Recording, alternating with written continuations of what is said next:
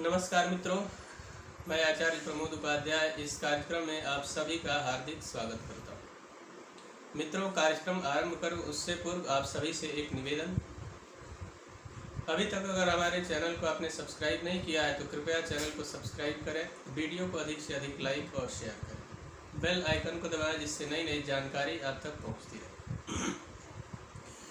यदि आपका कोई सुझाव है तो आप हमें कमेंट के माध्यम से अवश्य लिखें, उस पर विचार किया जाएगा। प्रारंभ करते हैं मित्रों। चंदन क्यों लगाया जाता है और इसका लाभ क्या है हमारे आम जीवन में, इस पर चर्चा करूंगा। शास्त्र कहता है, चंदनस्य महत्पुण्यम पवित्रम पापनाशनम आपदाम हरते नित्यम लक्ष्मीस्तिष्ठति सर्वदा। बहुत सुंदर श्लोक शास्त्रों में कहा गया है। कई बार हमारे आम जीवन में बहुत बार हम लोग ऐसा करते हैं कि काम के लिए बहुत ही आत्मविश्वास के साथ घर से निकलते हैं, चाहे वह जॉब हो या फिर उसके अलावा इंटरव्यू का टाइम हो, साथ ही साथ बिजनेस व्यापार हो या फिर एग्जाम का टाइम। कहीं भी जाते समय हम जाते तो बड़े उत्साह के साथ हैं, लेकिन उत्साह कई बार खत्म हो जाता है और हतोत्साहित होकर वापस लौटते हैं, यानी कि काम का बारंबार बिगड़ जाना, लाख कोशिश करने के बाद भी। तो क्या चंदन से उस कार्य को सिद्ध किया जा सकता है? तो शास्त्र क्या कहता है, चंदनस्य महत्पुण्यम। चंदनस्य महत्पुण्यम यानी कि चंदन को ललाट पर लगाने मात्र से पुण्य की वृद्धि होती है।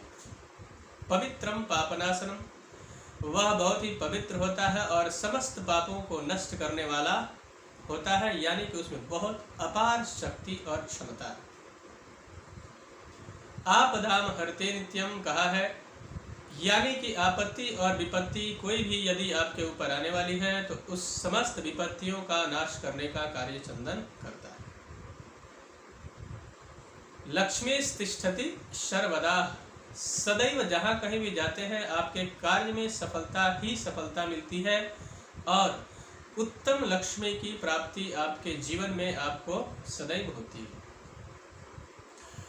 तो मित्रों, यह जो तिलक है, इस तिलक में बड़ी ही अपार शक्ति है, शास्त्रों में ऐसा कहा गया है। और निश्चित मान लीजिए, पूरे विश्वास के साथ अगर आप घर से निकलते समय जितने भी कार्य हमने बताए उनमें से किसी भी कार्य के लिए अगर आप जाते हैं और पूरे आत्मविश्वास के साथ मस्तक पर तिलक लगाकर यदि निकलते हैं तो व्यक्ति वशीभूत हो जाता है। जिसके भी सामने आप जाते हैं तो वह व्यक्ति प्रसन्न होकर जो कार्य आपके पक्ष में नहीं होने वाला है वह भी आपके पक्ष में होता है। देवी देवताओं की अपार कृपा आपके ऊपर बरसती है।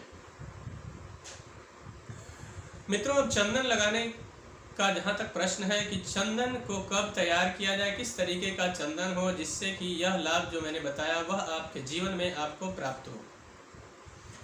तो चंदन कोई भी हो सकता है, चाहे रक्त चंदन हो या फिर अष्टगंधन हो, अष्टगंध का चंदन हो या फिर केसर युक्त चंदन हो।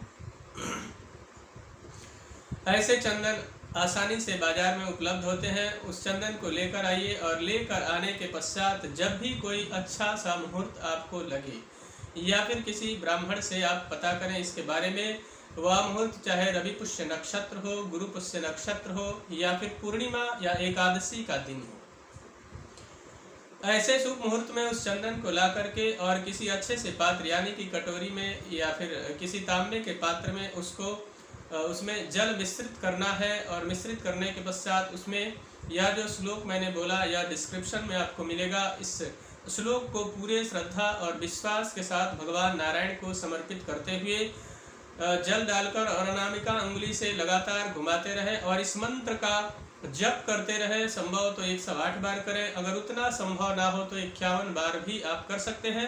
पूरे आत्मविश्वास के साथ भगवान के चरणों में समर्पित करते हुए अगर आपने इस श्लोक का पाठ किया और चंदन को बराबर उसमें मिलाते रहे और मिलाने के बाद पूरे श्रद्धा विश्वास के साथ उस चंदन को किसी डब्बे में या फिर उस कटोरी में ही रख दीजिए और नित्य प्रतिदिन घर से निकलते समय उस चंदन में से थोड़ा सा प्रभु को लगाने का या जिस देवी देवता को भी आप मानते हैं उनको लगाकर और थोड़ा सा अपने मस्तक पर लगाकर निकलना चाहिए, जिससे शीतलता भी प्राप्त होती है और साथ ही साथ जो भी कार्य आपके बिगड़ रहे हैं वह सारे कार्य बनने प्रारंभ हो जाते हैं। तो मित्रों, मुझे आशा है कि मेरा यह कार्यक्रम आप सभी को पसंद आया होगा। मुझे दीजिए इजाज़त। नमस्कार।